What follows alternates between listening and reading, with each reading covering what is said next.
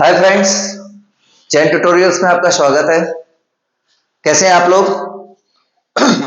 आज मैं आप लोग के लिए क्वेश्चन लेके आया हूं, जिसमें क्वेश्चन ये है कि there is a triangle ABC जिसके अंदर AD is the median and AE is the perpendicular of this triangle. ठीक है, एडी जो है वो बीसी के ऊपर मीडियन है, मतलब कि वो डिवाइड करता है, that is BD is equal to DC and AE जो मेरा है that is perpendicular on DC। ठीक है, हमको जो इसमें प्रूफ करना है, हमको प्रूफ करना है AB square plus AC square is equal to 2AD square plus BC square upon 2। हमको ये चीज इसमें प्रूफ करना है। तो अब हम इसको प्रूफ करेंगे कैसे? तो यहां पर हम सबसे पहले क्या करेंगे, हमको ये चीज देखना होता है कि हमारी रिक्वायरमेंट क्या क्या है। तो हमारी रिक्वायरमेंट है कि हमको AB स्क्वायर भी चाहिए, हमको AC स्क्वायर भी चाहिए, हमको AD स्क्वायर भी चाहिए और हमको BC स्क्वायर भी चाहिए। ये चार हमारी मेजर रिक्वायरमेंट्स हैं। अगर ये चारों रिक्वायरमेंट मेरी फुलफिल हो जाती है तो मेरा ये क्वेश्चन बड़ी आसानी से सॉल्व हो जाता है। तो जैसा कि मैंने आपको सबसे पहले बोला कि BD और DC ये दोनों एक बराबर है, क्योंकि D जो है वो है मीडियन। तो अगर BD DC के बराबर है, इसका मतलब BD को भी मैं लिख सकता हूं BC/2 और DC को भी मैं लिख सकता हूं BC/2। यहां तक ओके? इस चीज को भी हम एक बार छोड़ देते हैं।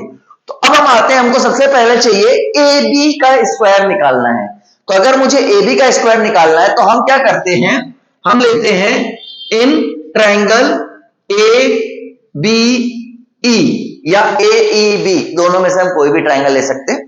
तो हमने अगर ट्रायंगल ABE को ले लिया तो इसके अंदर हम क्या लिखेंगे, क्योंकि ये AEB जो मेरा है that is a right angle triangle.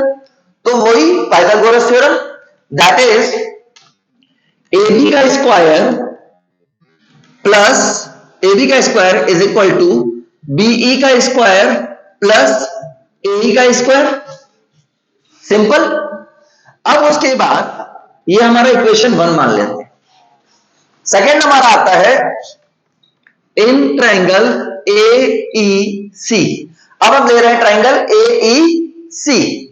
इसमें मेरा क्या आ जाएगा, AC का square is equal to EC का स्क्वायर प्लस AE का स्क्वायर।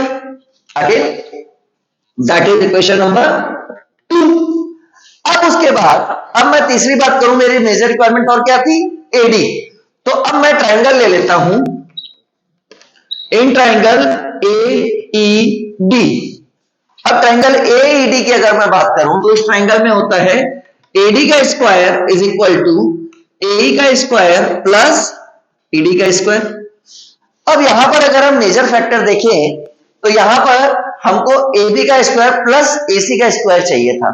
तो हमने क्या करना है, इक्वेशन 1 और इक्वेशन 2 को ऐड कर देना है।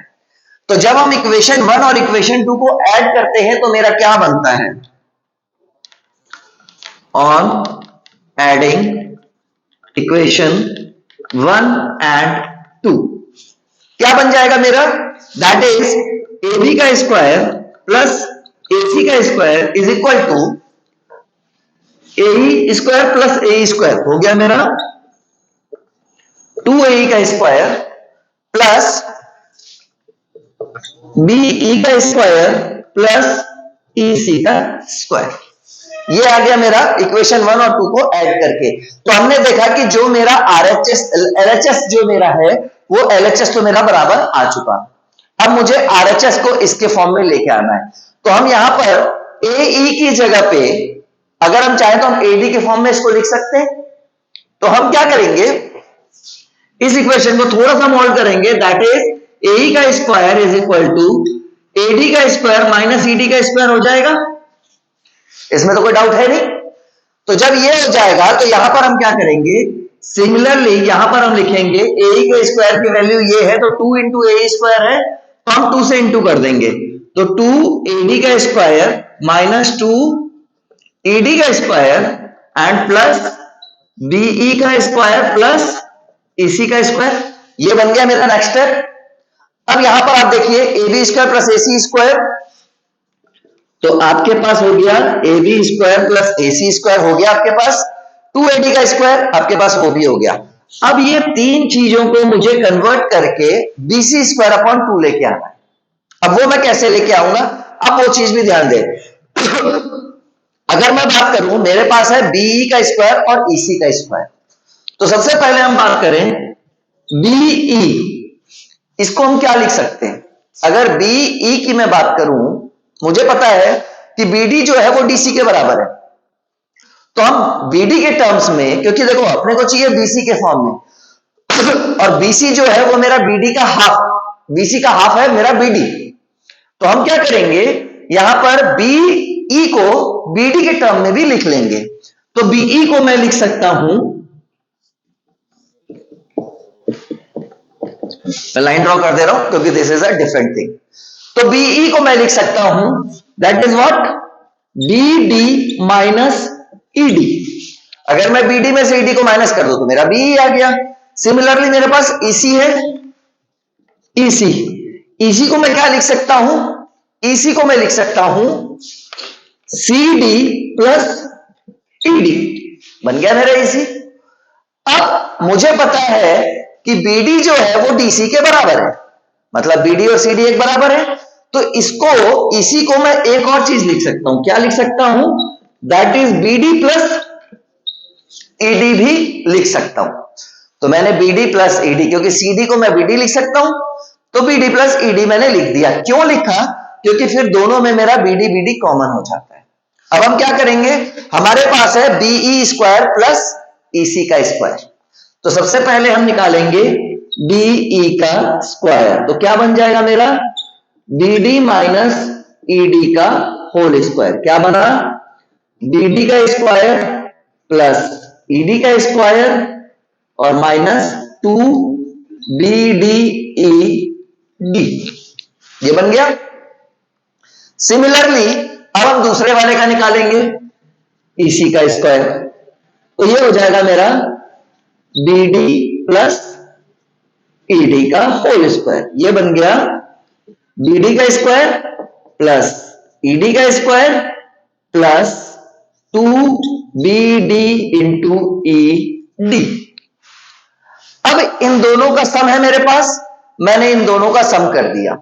जब इन दोनों का सम किया तो मेरा क्या बना, BD square plus ED square is equal to, अब देखिए जी, BD स्क्वायर 2BD का square, ED square plus ED square 2ED का square, minus 2BDED plus 2BDED, ये दोनों आपस में कट गए, तो मेरा ये आ गया BD square plus ED square की वैल्यू ये आ गई। हम ये एज इट इज वैल्यू यहां पर पुट कर देते हैं, ठीक है। लेकिन आप एक चीज का ध्यान रखो कि यहां पर मुझे चाहिए क्या, मुझे चाहिए फाइनली BC और मेरे पास है BD, तो इसको मैं थोड़ा सा BC में एक बार चेंज कर लेता हूं। तो मैंने BC में जब इसको चेंज किया तो मैं इसको लिख सकता हूं 2BD का स्क्वायर है, तो 2 इंटू BD की वैल्यू है BC बाई 2, तो ये हो जाएगा BC बाई 2 का होल स्क्वायर प्लस 2ED का स्क्वायर। अब उठा के मैं इसको यहां पर रख देता हूं, तो मैंने यहां रखा, तो ये मेरा बन गया AB का स्क्वायर प्लस AC का square is equal to 2AD का स्क्वायर। अब माइनस में 2ED का स्क्वायर, अब इसकी वैल्यू मैंने उठा के यहां रख दी, plus 2 into BC square upon 4 और प्लस 2ED का स्क्वायर, तो plus 2ED square minus 2ED square cut गया। फाइनल आंसर मेरा क्या बना, 2AD का स्क्वायर प्लस 2 से ये कट गया 2 बार, BC square upon 2 is equal to AD का स्क्वायर प्लस AC का स्क्वायर, हेंस प्रूव्ड। जो मेरे को चाहिए था मैंने वो चीज निकाल के दे दिया।